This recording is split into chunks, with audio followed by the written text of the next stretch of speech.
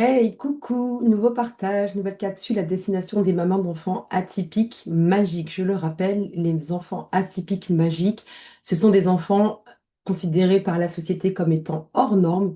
Ils peuvent être, on dit qu'ils ont, pardon, le TDAH, qu'ils peuvent être HPI, syndrome autistique TSA, il y a les TOP, les TND, il y a pléthore de profils. Voilà, à chaque fois, je reviens sur cette définition parce que la société le mentionne comme étant des handicaps, plusieurs handicaps non visibles selon l'atypisme de l'enfant concerné. Nous, au sein de Mitaille Magique, on les appelle les atypiques magiques parce qu'ils portent une magie en eux pour ceux qui ont l'œil pour le voir. Maintenant que l'introduction est faite, aujourd'hui, je voulais vraiment partager un sujet qui me tient à cœur. Tous les sujets que je partage me tiennent à cœur, mais celui-ci, il fait suite à un échange que j'avais avec justement une maman qui est dans le cercle de ressourcement avec nous. Et donc, je voulais vraiment élargir un petit peu cette discussion autour de ce sujet-là que je vais vous présenter.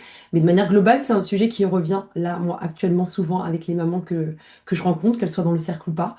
Euh, c'est maman, toi, la maman là, d'un enfant atypique, redevient juste le temps d'un instant la maman. Je m'explique pour être un peu plus clair. Ce que j'ai observé, et ça fait aussi écho à mon cheminement personnel, moi j'accompagne mon enfant aussi atypique, ma fille. Euh, Quand on commence à rentrer dans ces histoires de diagnostic, savoir ce que l'enfant a, pourquoi, entre guillemets, il rentre pas dans les codes, dans les normes de la société, entre guillemets, de l'école, hein. En vrai, c'est le cadre scolaire, hein. C'est par là que commencent à rentrer ces histoires de ils sont atypiques, etc. La maman, elle va vraiment avec le papa, hein, généralement, mais bon, moi je vois souvent les mamans, donc c'est pour ça que je parle des mamans. Donc ils vont entamer toutes les démarches, les diagnostics, etc., pour essayer de comprendre qu'est-ce qui arrive à l'enfant. Parce que l'école va dire, voilà, il y a un petit décalage, on observe que l'enfant a trop d'imagination, beaucoup de créativité, ceci, cela, peu importe les raisons pour lesquelles on vous sollicite au début pour vous dire qu'il y a, entre guillemets, un souci. Le cheminement est souvent le même.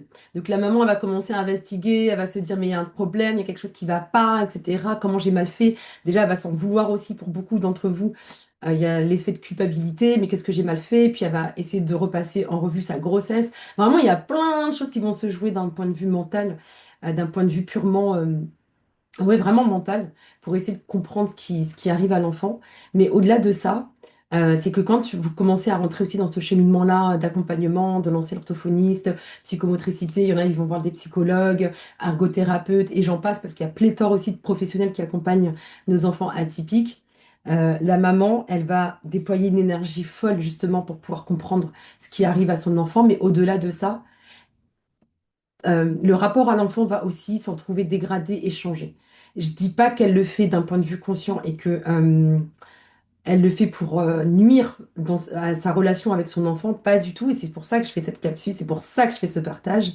C'est que elle en vient finalement à totalement oublier qu'elle est avant tout la maman en fait de cet enfant. Et donc la relation, ça va être beaucoup vu sur le prisme entre guillemets de la problématique ou des problématiques que rencontre son enfant en fait.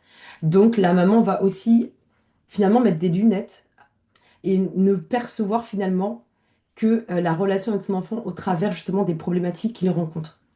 Et ça, je le vois et je le vois encore aussi beaucoup sur les réseaux sociaux, parce qu'il y a, comme je le dis souvent, il y a énormément, il y a pléthore de groupes qui sont destinés aux mamans, aux parents même d'ailleurs, plus globalement que les mamans, d'enfants atypiques pour les aider à avoir des outils pour mieux comprendre leur enfant.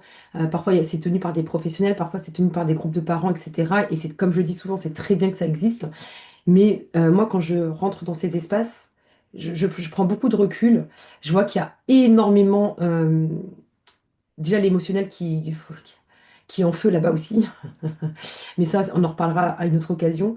Mais je vois vraiment que les parents, ils sont vraiment focus que autour de ça, en fait. Et entre guillemets, l'enfant devient une pathologie, on dirait, vraiment, on dirait qu'on le voit que sous l'angle c'est pathologique. On n'en voit même plus ses qualités, on n'en voit même plus ses forces, on n'en voit même plus ce qu'il fait de bon, entre guillemets, au quotidien. On le voit vraiment au travers, au prisme de ses difficultés. Et je voulais vraiment vous alerter sur ça, vous les mamans. redevenez la maman le temps d'un instant. Quand je dis revenez le temps d'un instant, c'est progressivement à un rapport, une relation avec votre fille ou votre fils qui soit davantage de je suis sa mère, au-delà même de ce qu'on peut me raconter dans le cadre scolaire et puis professionnel de ses difficultés. Prenez le temps avec eux de partager des moments où il n'y a plus ça en fait, où ça, ces étiquettes, on les fout de côté et on redevient vraiment dans un lien de partage, d'être à être, d'être humain à être humain, ben, cette maman-là pour notre enfant en fait. Et ça me touche particulièrement parce que je vois finalement des relations qui se dégradent entre les mamans, enfin les parents et leurs enfants. Et je pense que les gens ne perçoivent pas aussi cette petite subtilité en fait finalement et ce glissement du parent qui devient finalement toujours, même dans la maison, ça devient la prolongation de l'orthophoniste, de la psychomotricité, etc. Votre enfant, il a pas besoin qu'on lui rappelle qu'il est atypique. Le monde lui crie tous les jours qu'il est bizarre, qu'il est différent, qu'il n'est pas normal, qu'il n'est pas dans les normes. Et si nous, on en rajoute aussi et qu'on est aussi dans ce discours-là, ça ne veut pas dire de nier euh, sa particularité, c'est pas ce que je dis, mais revenez la maman le temps d'un instant. Voilà, ça c'est vraiment un partage qui me touche particulièrement. J'espère que le message est passé. Encore une fois, il n'y a pas de volonté de vous froisser, de vous, comment dire, de vous dire que vous faites mal. C'est des prises de conscience. C'est cet espace aussi de mi-taille magique, il est là pour ça. Qu'on prenne conscience ensemble, qu'on grandisse ensemble, qu'on évolue ensemble et au service de notre épanouissement déjà pour nous-mêmes. Et aussi, ça va rebondir sur celui de notre enfant. Si nous, on n'est pas bien, notre enfant ne va pas aller bien. Donc, c'est aussi pour ça. Je vous remercie pour votre écoute et je vous dis à bientôt pour de nouveaux partages.